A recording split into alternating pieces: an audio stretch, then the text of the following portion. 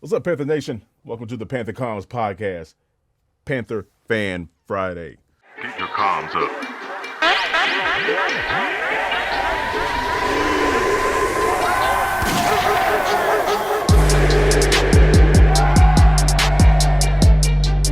Get your comms up. The Panther Comms podcast with Timmy VO. This is just a back and forth I'll start doing every Friday. You guys can chime in live on Facebook or Twitter. And, of course, I'll have this recording up on YouTube. You can also phone in. That's right. If you actually checked out the podcast that I dropped on Monday, the phone number is on there. So you can text and, call in, actually. And not this week, but next week I'll have you guys up on the actual podcast. Still waiting on that connector to get here so I can plug the phone up into the EQ. So, yeah, we're going to talk about Panther football. Well, Panther off season. Of course, everybody heard about Ian today. And of course, this whole quarterback situation. I'll talk about that briefly. Yeah, this is the first ever Panther Comms podcast, Panther Fan Friday production, I guess you could say, or whatnot. But it's always going to be live, and of course you can call in. People have some interesting things to say about Ian. Unfortunate thing for him is we have a lot of tape on him, not from last year, but his growth. Now his numbers look pretty. They look decent in terms of him getting better as a player. It's not his fault that we haven't necessarily had a quarterback or an offensive system that utilizes tight ends like that.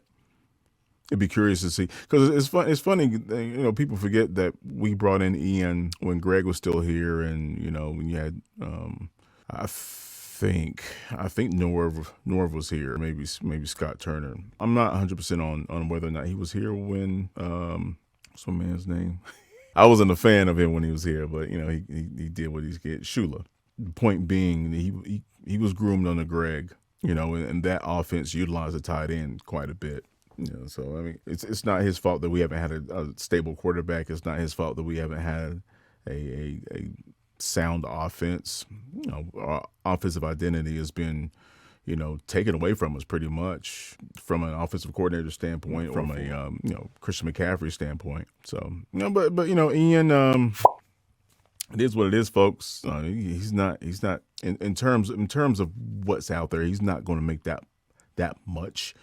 I noticed people were talking about we can get an undrafted tight end and get the same type of production. You can't guarantee that. We got tape on Ian. I mean, if you're gonna throw money at something in the NFL, it needs to be somewhat guaranteed. You need to have some type of understanding. Undrafted free agent, that doesn't give you much to grow on, or go on, I should say.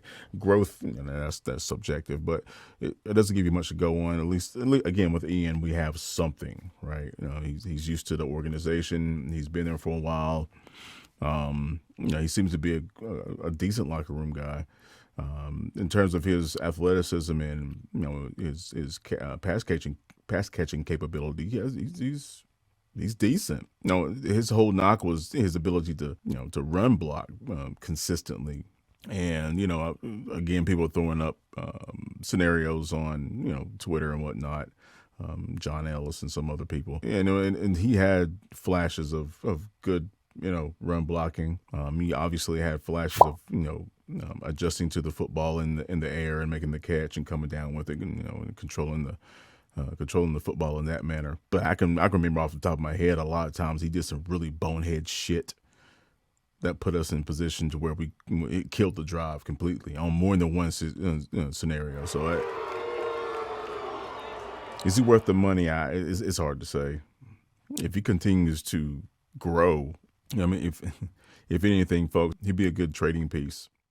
Get your comms up.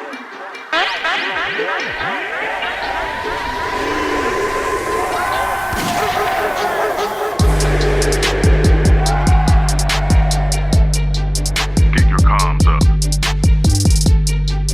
The Panther Comms podcast with Timmy VO.